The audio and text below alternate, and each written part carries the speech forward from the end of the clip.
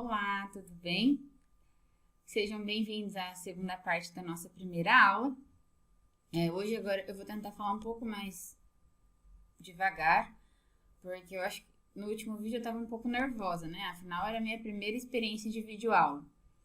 Eu quero tentar fazer esse momento um momento mais tranquilo, onde vocês possam estudar a estatística ou ver as principais análises que a gente pode fazer com estatística básica de uma forma mais tranquila, né? Acho que no dia a dia ou nas aulas presenciais as emendas são grandes e a gente tem pouco tempo para ver tudo, que a gente não vê só apenas a parte da estatística básica.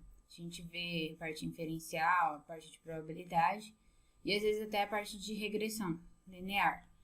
Então, eu vou tentar falar mais calmo e eu quero ficar um pouco menos nervosa aqui, por mais que seja gravado, a gente não tem experiência, né? E eu acho muito legal que a UEM esteja disponibilizando esses cursos para os alunos. Na última aula, a gente viu esses exemplos com dados reais e a gente utilizou muitos termos estatísticos, né? Nós utilizamos vários termos, eu até tentei colocar alguns conceitos aqui, o que significava, mas eu separei esse momento para trabalhar com vocês, para conversar com vocês sobre, mais formalmente, esses conceitos. Nós falamos muito sobre dados na última aula.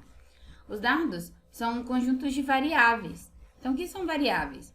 São características de interesse que podem assumir diferentes valores de elemento para elemento. Valores ou classificações, no caso. Por quê? As variáveis, elas podem ser divididas entre as variáveis numéricas e as variáveis não numéricas. Então, o que são variáveis numéricas? Variáveis numéricas também são chamadas de variáveis quantitativas e elas podem ser divididas entre as contínuas e as discretas. As variáveis contínuas são geralmente os registros resultado de uma mensuração. Então, como, por exemplo, o peso, a altura, né? Todos os números que podem assumir qualquer valor dentro de um intervalo. Já as variáveis discretas, elas são resultados de contagem, ou então são números inteiros. Então, número de filhos, 1 filho, 2 filhos e assim por diante. Número de computadores, número de cursos que eu fiz na pandemia. Então, são números inteiros. As variáveis não numéricas, então também são chamadas de variáveis qualitativas, porque falam que ela dá qualidade ao elemento, elas são divididas em nominais e ordinais. A diferença entre elas é o quê? Que as variáveis qualitativas ordinais, elas possuem uma certa ordem, talvez elas tenham um grau de grandeza. Por exemplo, escolaridade.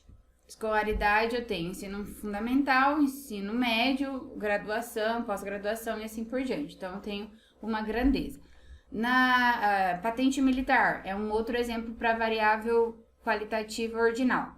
Já as variáveis qualitativas nominais podem ser qualquer qualidade. Por exemplo, sexo é uma variável qualitativa, cor do cabelo, cor de algum determinado objeto. Outro tipo de variável que a gente tem são as variáveis dicotômicas, também são consideradas como nominais.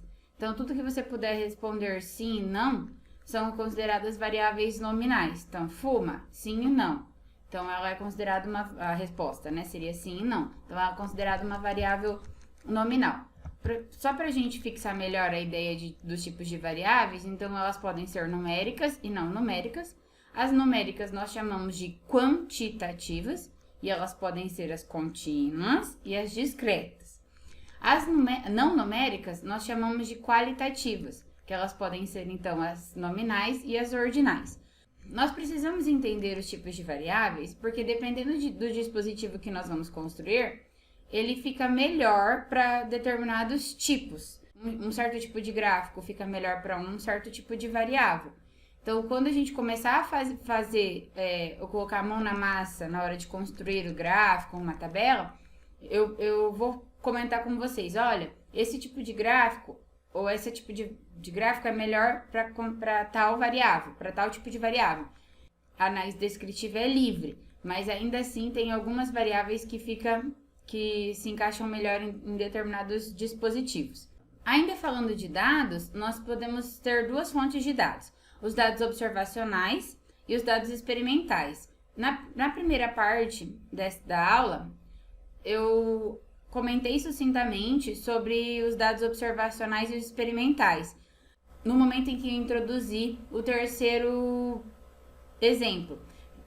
Por quê? O primeiro e o segundo exemplo, que eram os dados de meteorologia e os dados de produção de frango, eram dados observacionais, ou seja, não tinha uma intervenção, era apenas a anotação dos registros, né, da ocorrência tanto da chuva quanto da produção. Então, os dados observacionais são obtidos por meio de pesquisa, ou de alguma forma os mesmos já estão lá disponíveis para a análise. Já nos dados experimentais, os dados são concebidos para avaliação de um tratamento ou uma política, ou para uma investigação de efeito causal. Por exemplo, o exemplo 3. O exemplo 3 era para determinar a redução do nível de colesterol. Então, os pacientes foram submetidos a um tratamento. Então, eles foram condicionados a um tratamento e assim nós observamos as variáveis de interesse para determinar se existia diferença ou não entre os tratamentos.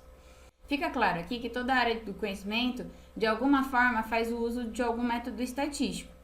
Para refrescar a memória de vocês, todos os exemplos que nós vimos na primeira parte da aula eram de diferentes áreas do conhecimento. Para resumir as variáveis que nós observamos, nós temos 3 ferramentas importantes na análise descritiva: os gráficos, as tabelas e as medidas resumo. Uma observação é que essas 3 ferramentas podem ser utilizadas tanto quando nós temos uma população, como quando nós temos uma amostra. Mas o que é população?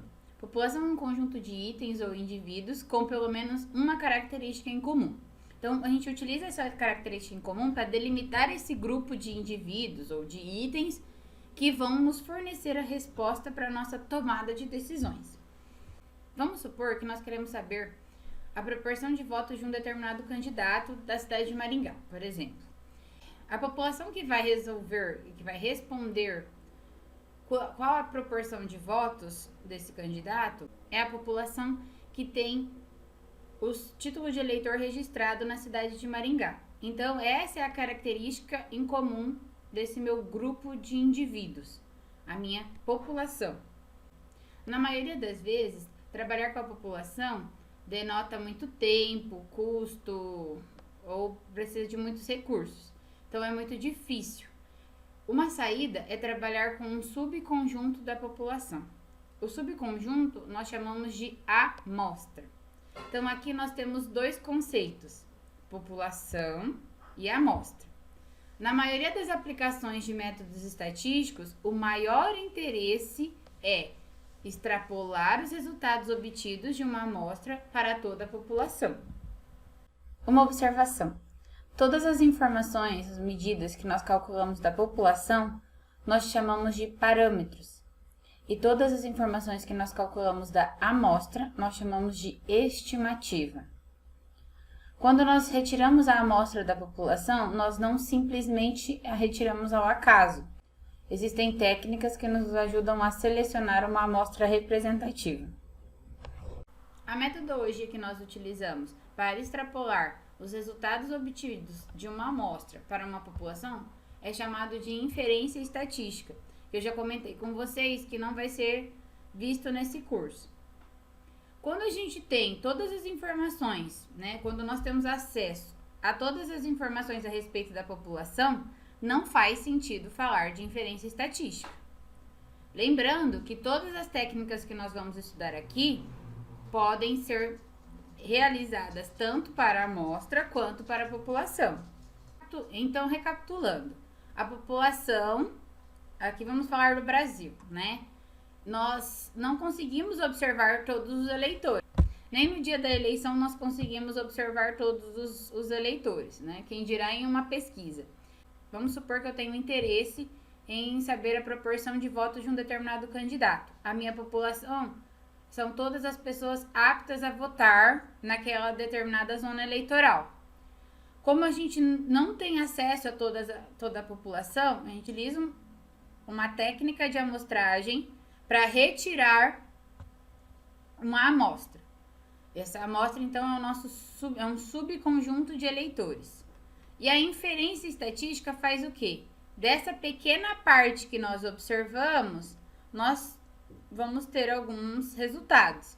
A inferência estatística faz o quê?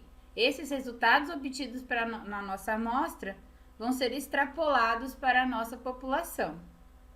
Vamos então fazer um tipo de quiz.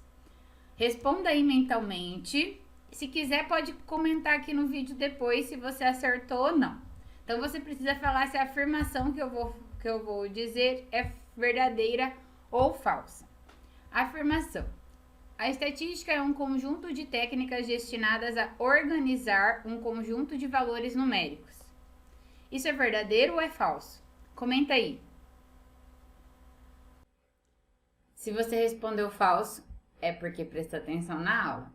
Estatística é mais do que organizar os dados. Ela também se ocupa, entre outras coisas, como coletar a amostra ou como extrapolar para toda a população as informações que nós obtivemos da amostra.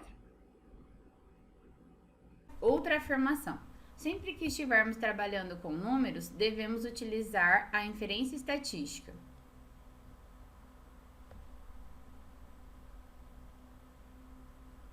Falso também. Se os dados se referirem a toda a população, não faz sentido falar em inferência estatística. Qualquer amostra representa de forma adequada uma população.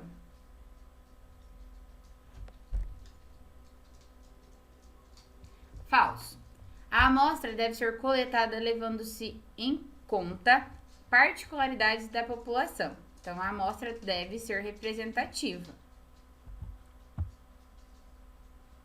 As técnicas estatísticas não são adequadas para os casos que envolvem experimentos destrutivos, como, por exemplo, queima de equipamentos, destruição de corpos de prova, etc. Só para fazer um parênteses, são estudos onde, por exemplo, eu quero determinar o tempo de vida de uma lâmpada. Então, eu acabo queimando meu equipamento, ou destruindo meu objeto de estudo. E aí, o que vocês acham? Elas não são adequadas para esses casos. Falso também. As técnicas estatísticas são especialmente úteis nesses casos, onde o objeto de estudo é danificado após seu uso, uma vez que minimiza o número de unidades que vamos ter que utilizar. Então, por hoje é só. Nas próximas aulas, nós vamos falar sobre as ferramentas estatísticas e começar a aprender a fazer tanto no Excel quanto manualmente algumas ferramentas, a utilizar essas ferramentas, como por exemplo os gráficos, as tabelas e as medidas descritivas. Eu espero vocês nas próximas aulas. Até mais!